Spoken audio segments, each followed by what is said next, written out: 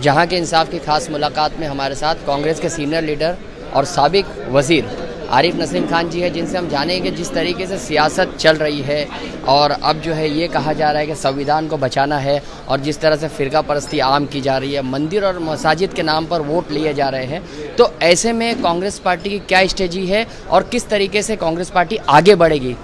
देखिए, कांग्रेस पार्टी की हमेशा से इसी तरह की सियासत रही है कि मुल्क को मजबूत करने के लिए जो जो कदम उठाने की ज़रूरत पड़े करना चाहिए। हिंदू मुस्लिम एकता पर काम होना चाहिए, मुल्क में सालमियत मजबूत हो,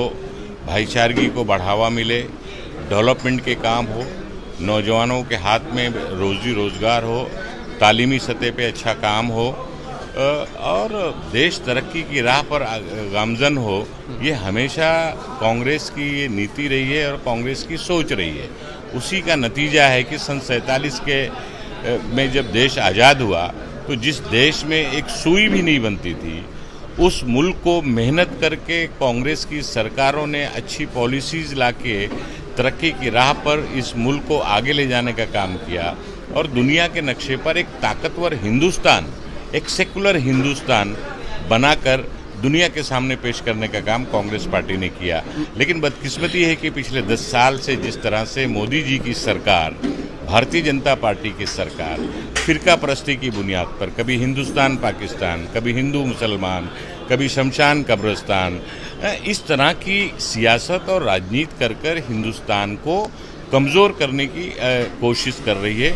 जिसकी ज़रूरत आज पूरे हिंदुस्तान के लोगों की जिम्मेदारी बनती है कि सब ने एकजुट होकर एक साथ, जिस तरह से सन 47 के पहले अंग्रेज़ों से इस देश को आज़ादी दिलाने की लड़ाई लड़ी थी, उसी तरह से इस देश के आइन को, संविधान को, लोकतंत्र को और इस देश को बचाने की लड़ाई एकजुट होकर लड़ना चाहिए। क्योंकि देश बचेगा तब हिंदू भी बचेगा, मुसलमान भी बचेगा, सिख भी बचेगा, ईसाई भी बचेगा, किसान भी बचेगा, नौजवान भी बचेगा। जब देश ही कमज़ोर हो जाएगा, देश ही ख़त्म होने की कागार पर खड़ा हो जाएगा। आज आप देखिए ना कि इस देश के अंदर पिछले 70 साल में जो 60-70 लाख करोड़ का कर्जा था इस देश को तरक्की के राह पर ले जाने के लिए, वो कर्जा पिछले 10 साल में 250 लाख करोड़ रुपया हो गया है। तो आखिर करप्शन, भ्रष्टाचार और सेंट्रल एजेंसियों का जो मिसयूज़, अपोजिशन की आवाज़ को दबाना, कमज़ोर करना, ये जो इस मुल्क में सियासत चल रही है, ये उस मुल्क के लिए बहुत ही नुकसानदेह है। इसलिए मैं कहना चाहता हूँ सभी से, आज ईद का मौका है, ईद का त्यौहार है, खुशियों का त्यौहार है। हमारा मुल्क, हमारे देश में गंगा जमुनी तहजीब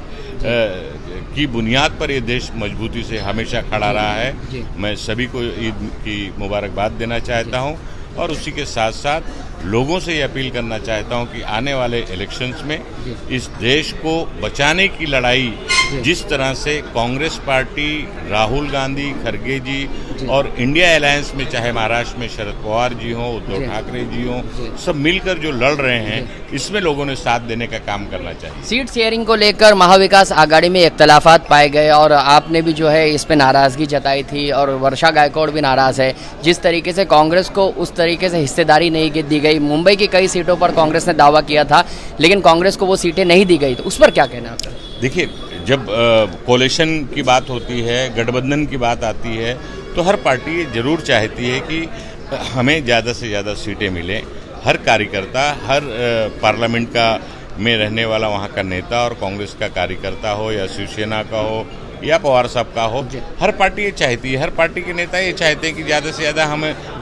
जगह पे हम चुनाव लड़ें। लेकिन सवाल ये है कि गठबंधन करके, और पहले से ये सोच बनाई गई थी कि जहां जो पार्टी मजबूती से लड़ सकती है, जीत सकती है, 48 के 48 लोकसभा सीट पर मजबूती के साथ हम लड़ाई लड़ें, वो मंसूबे के तहत हम लोग आगे बढ़े। 2-4 सीटों पर मनमुटाव जरूर था, लेकिन अब एक बार फैसला हो चुका है, तो आने वाले दिनों में अब सिर्फ एक ही मकसद है कि 48 की 48 लोकसभा चुनाव में भारतीय जनता पार्टी को कमज़ोर करें और उनको हराएं और इस मुल्क की बचाने की जो लड़ाई है उसमें महाराष्ट्र सबसे आगे रहे। मुस्लिम चेहरे के तौर पर जो है मध्य सेंटर मुंबई से जो है आपका नाम चल रहा है, जिस तरीके से आपको टिकट देने की बात की जा रही है, वो इलाका काफ़ी मुसलमानों की आबादी का है और ऐसे में जो है आप वो सीट के ऊपर फतेह भी हासिल कर सकते हैं अगर मामला ठीक रहे। तो ऐसे में जिस तरीके से बात हो रही है, तो क्या है आगे की रणनीति? क्या आप जो है पार्लियामेंट का इलेक्शन इस सीट से लड़ेंगे और क्या कांग्रेस आप पर ये भरोसा करेगी? क्योंकि मुस्लिम क़यादत जो है